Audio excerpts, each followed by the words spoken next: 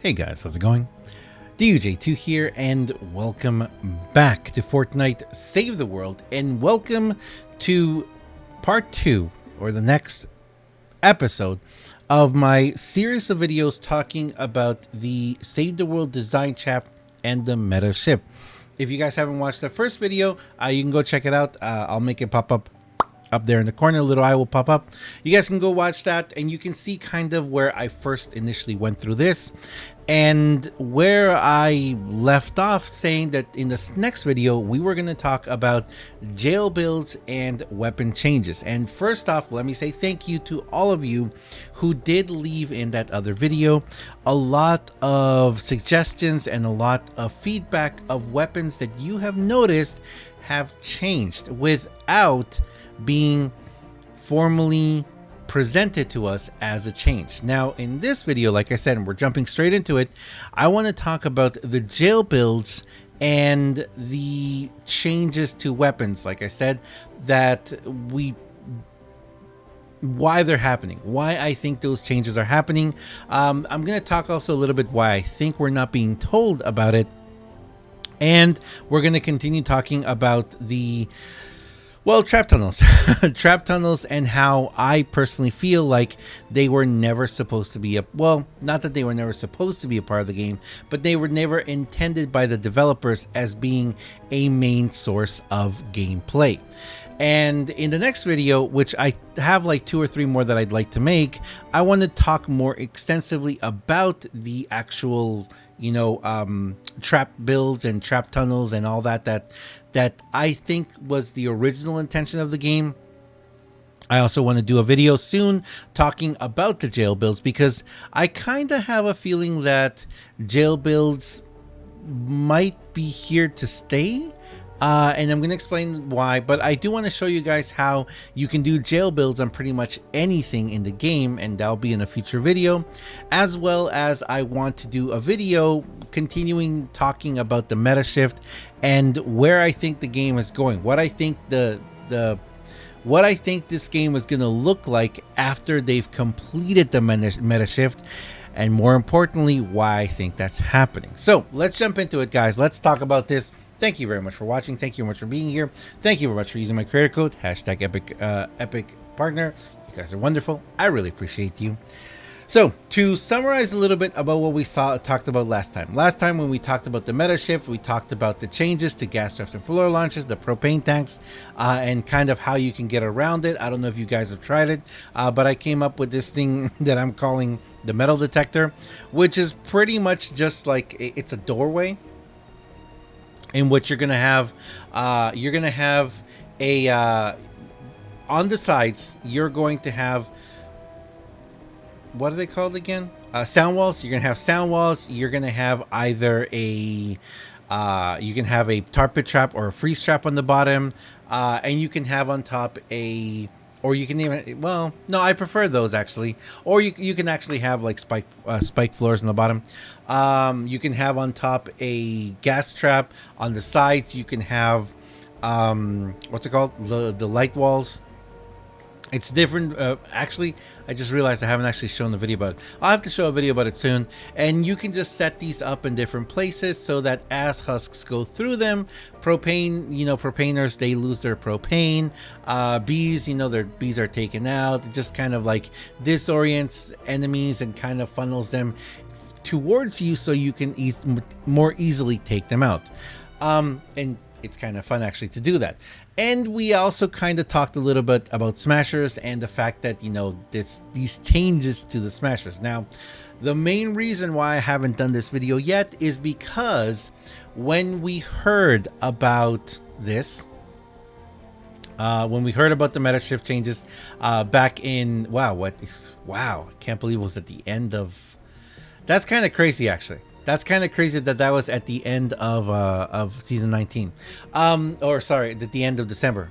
So when we heard about that, we also heard about this, like pretty much when I made the first video, we also got this home base status report. And in this home base status report, we got this wonderful lady right here, monks. And when we read this right here, this is the reason why I haven't done this video yet, because I was wanting to talk about monks.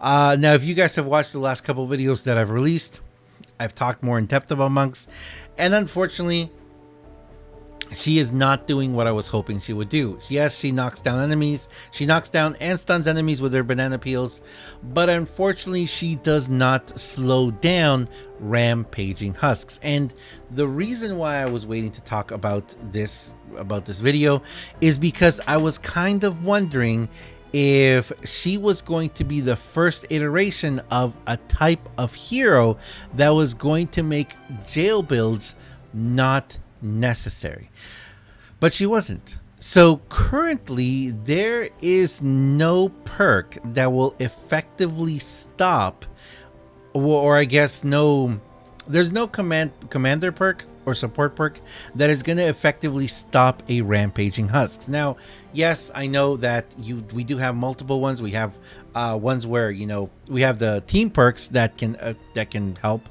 but there is no real, just like the what's it called, all the different kunai storms, the outlanders, and the seismic smash. None of those are actually have a high enough impact to actually stop a rampaging husk. And the rampaging husk is a huge important part of what we've been talking about in the series, because the rampaging husks, now you can't stop them. Now you still can stop them with traps, but you can't, you know, propel them backwards anymore. You can't affect them like that. Their impact resistance is way too high, and currently we have no other way of effectively stopping them. They'll just, once they start rampaging, unless you drop a tar pit trap, awesome trap, you're really not going to stop them dead in their tracks no matter what. So that brings us to this video, which is going to be talking a little more in depth about the jail builds and the secret weapon changes that have been happening and why I think that is. Now, for those of you who don't know what a jail build is, a jail build is basically a build that people have discovered, and it's been around for a while, where you can effectively take advantage of two factors of the game. The first factor is the fact that now we have enough constructors and certain constructors that can make extremely high health constructs, and you can also use traps, you know, that increase the health or heal walls or heal what they're attached to. So we can actually make those that are going to be extremely high level with a lot of health, and you know, the different setup that you use. And also the next thing is, it's taking, I don't want to say it's taking advantage, because I don't believe this is a bug or a an exploit of any kind, but there's only a certain amount of husks that can be present at any particular given time in a spawned mission. So for example, retrieve the datas. Retrieve the datas are the most commonly used areas where jail builds are used. There is only a certain amount. Some people say it's 20, some people would say it's 40. I don't know. I just know it's a lot of husks. A certain number of husks that can spawn at any given time. And if you are able to trap them inside of a little room where you keep them stunned or dancing or whatever, then no more will spawn.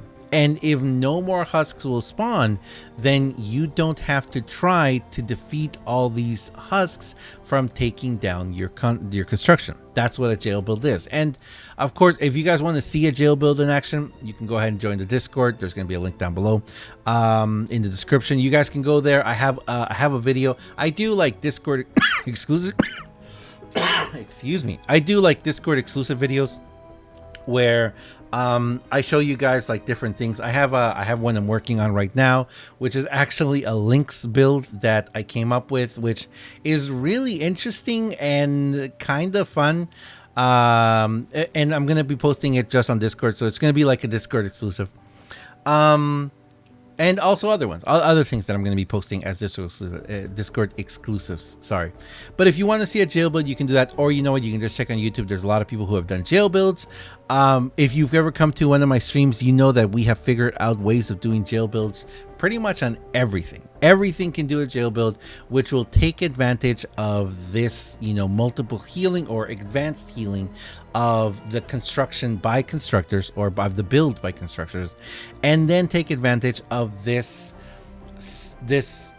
predetermined set of a limited amount of husks that can be present in one instance at a time. Now, why do I think that has not changed in the game yet? And why do I think it's not going to change in the game? I think that it's not going to change in the game because it is most assuredly something that the game is attempting to, the shift in the meta. I think what's going to happen is certain type of husks are going to spawn when there is an active mission and no husks are dying, and I believe that's going to be smashers. I believe that smashers are going to be this random. I think smashers are going to become a way that Save the World and Fortnite are going to attempt to not allow people to come up with creative builds that will minimize their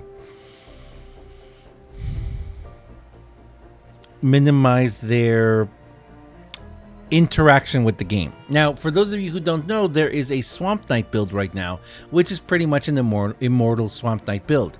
That one is not so immortal because if you get certain types of enemies around you, they will eventually take you out. And you know what? I think for a lot of times, we may just start seeing a lot more smashers in general in the game, especially on Jailbuilds. So the Jailbuild, I don't think that the Jailbuild is an exploit of the game. I don't believe that the Jailbuild is. I believe the Jailbuild is very creative, just like a lot of other builds we've seen. There are some very, very creative builds, and they have tried to nerf a lot of them. Are they going to nerf the Jailbuild? Yeah, I think so. I think what they're going to do is they're going to take power-based knocks, they're going to take lofty architecture, and they're going to adjust it. They're going to change it. They may change it to the fact that it will only last for a certain amount of time or something else like that, because they do want to direct the game. They do want to direct us into a new meta. And we'll talk about that new meta in a future video, or what I think they're going to be doing. Now, if we take an example of Paleo Luna, for example, which you guys won't be able to see right now in the back, but let me do this real quick. Paleo Luna is another perfect example of these changes. Paleo Luna was someone that was absolutely devastatingly,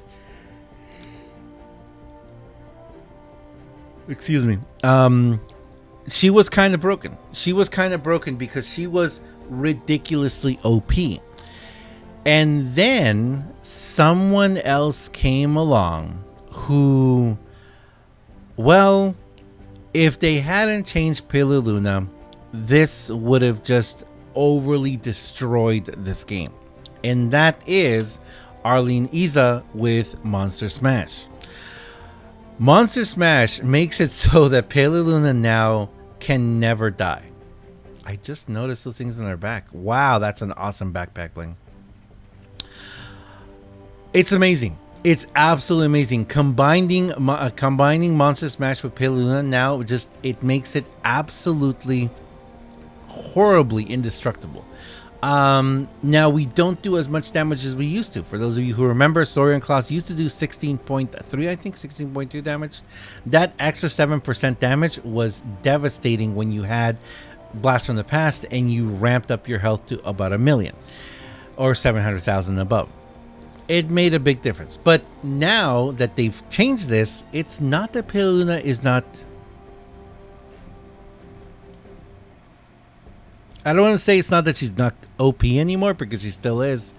But they had to rebalance. And that's the thing that I always talk to you guys about. The balance in the game, the rebalancing in the game, and what that means for us. And I seriously think that they are trying to balance the game, but they might be coming at it from a wrong angle. Now, again, in a future video, we're also going to talk about what that balance means and what it needs to mean when we talk about the meta shifting. And for example, the perk up, reperk, and all of those evolution material changes as well, like gathering materials. All of that needs to be a combined kind of reperking kind of situation. But this is the thing. I don't believe, and this is where this all comes into play. I don't believe that the initial intention of Save the World was to have to build as much as we do. Those giant trap tunnels, those giant trap fields that we build, I don't believe that was supposed to be something that they intended us to do. I believe that they intended us to focus a lot more on heroes, as is quite evident from the incredible hero loadout changes, all the massive amounts of different types of heroes we have, all the different types of perks, the team perks and everything.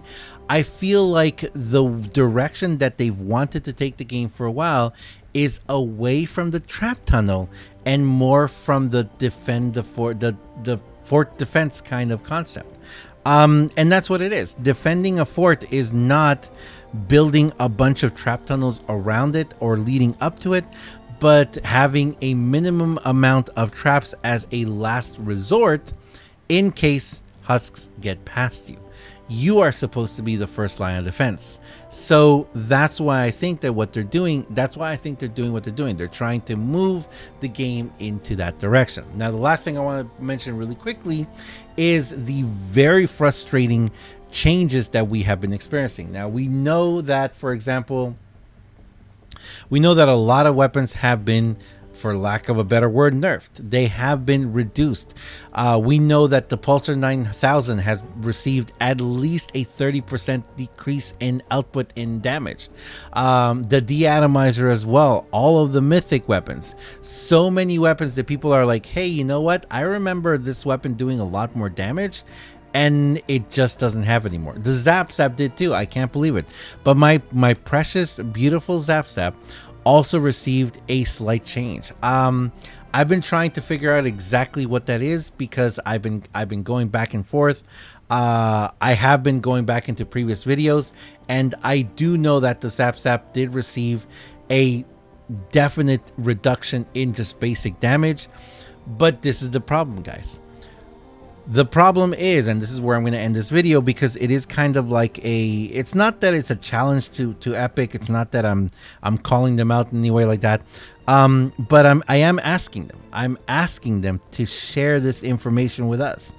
We need to know what heroes and weapons have been adjusted and changed, and this is a progressive meta change. Of course it is. Things are going to progress slowly, but if we could have a roadmap of telling us, hey, by the way, all of these weapons, all of these traps, all these heroes are being nerfed, because everything is really getting nerfed for a lot of small things, and small attributes and small perks are being nerfed, with some major things being buffed that is supposed to balance everything out. Now, was that balance needed? I gotta tell you, no, because the game was fine as it was. The game, the damage output of traps, of everything, how people were playing the game, you know what? It was fine. It was perfectly fine. Changing all of these things is not going to address the issues of people being AFK, or it's not going to address the issues of lack of materials, lack of evolution materials. All of that is not going to change it. But, and this is something that I've been asking for a while, my way of asking Epic and Fortnite has been, listen, we need a balance change. We need to be able to get a lot more materials per matches, so that we are not having to farm 2, 3, 4 hours just to get one mission done. Instead of that being done, instead of that rebalancing happening and Epic being like, you guys are right, let's increase the amount of materials you get, they are making it so we don't use traps as much as we used to. traps are going to become a thing of the past, guys. The weapons that we're having are being rebalanced so that all weapons that are way up here OP are going to be brought down a little bit, and weapons that, and this is the part where I was going to say, weapons that definitely need changes. There's so many weapons in the game that we just don't use. So many weapons that were just like, well, you know, I got it a year ago and it was okay at that time.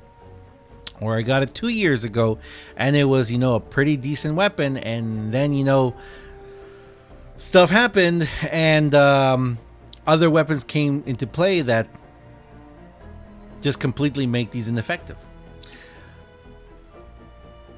Including some of them that we paid $250 for.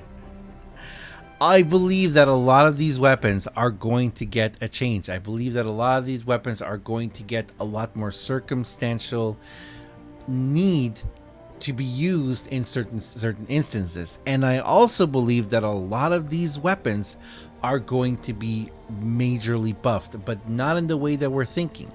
They're going to be majorly buffed in accordance to the abilities that heroes have. But I'm going to wrap it up here because I don't want to go too long in this video. I know that we look at this, we look at all these weapons and we're like, oh my gosh, look how many different weapons there are. And I have said this before, any one of these weapons will be extremely effective. They will be very good as long as you use the right perks on it and you also match it with the right hero loadout. If you do both of those things, any of these weapons is going to do some decent damage. But there are still other weapons that are going to outshine them, and you're going to be able to more easily use these weapons across all different loadouts.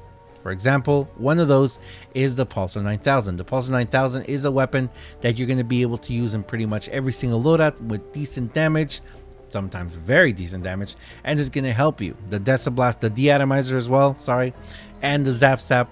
The Candy Corn LMG, you need a little bit of AR damage, but there are these weapons that are just going to be absolutely wonderful. And with the introduction of the mythic weapons, that makes everything a lot more complicated. Mythic weapons are, of course, going to be something that we're going to want to focus on. And unfortunately, they really do leave a lot of other weapons in the dust, even with them being nerfed. They are weapons that, of course, should be endgame weapons to either prepare you or help you encounter much more difficult things. All of these changes, all these meta shifts, all these, apparently debuffing of a lot of it in the game, I believe it has a purpose, guys. I believe that not only are we going to be seeing some major changes in how abilities come into play into the game, which we've already started to see them. The shift of increased ability damage is absolutely incredible. But I also believe that we are going to see something like a cap increase. We're going to see something like, if we are going to see a new area in the game, we most definitely need a cap increase. We need to be able to exceed our level of, our level and our damage. Currently, also, it's very obvious to look here and be like, you know what? Eventually, there may very well be mythic heroes for every single one of these slots here. Right now, we only have 2 mythic heroes. Why can't there be more? Why can't there be something beyond mythic as well for survivors? It's a lot of possibilities there. But anyway, I'm gonna leave it there, guys. I know I've just been rambling here in these videos and it's a lot of talk. If this is not the kind of video you enjoy, I'm sorry. Of course, I will have more gameplay and other things on my channel, but I really do think this is important to talk about because a lot of people are thinking that the game is getting destroyed. They're ruining the game. They're just alienating and pushing away the fans and the players. I don't believe that's the case. I believe that they are trying to gear the game in a direction that they want to. Of course, they're a business, so they want to make money and they want to appeal to a larger audience. That's part of it. But I also feel that they are looking at the fact that the game is not being played the way they intended it to be played, which is kind of weird to say that. People have found a lot of different ways around certain challenges. So I think because of that, they're adjusting the meta so that the core functionality, how we play the game, is going to be different going into the future.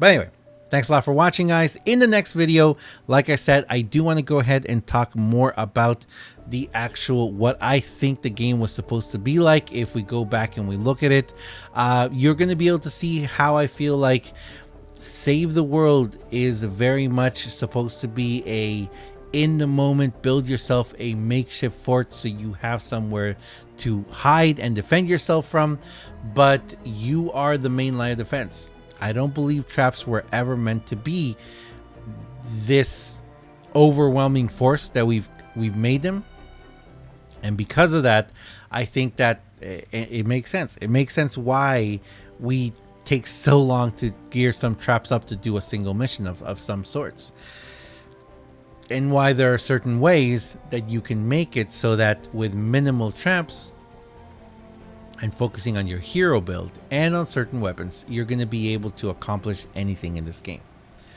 Thanks a lot for watching, guys. I really appreciate it. Let me know what you guys think down below in the comments. If you enjoyed my video, guys, if you enjoy what I do on my channel, please do me a huge favor and have yourself a wonderful day. Thanks a lot for watching, and I'll see you guys in the next one. See ya.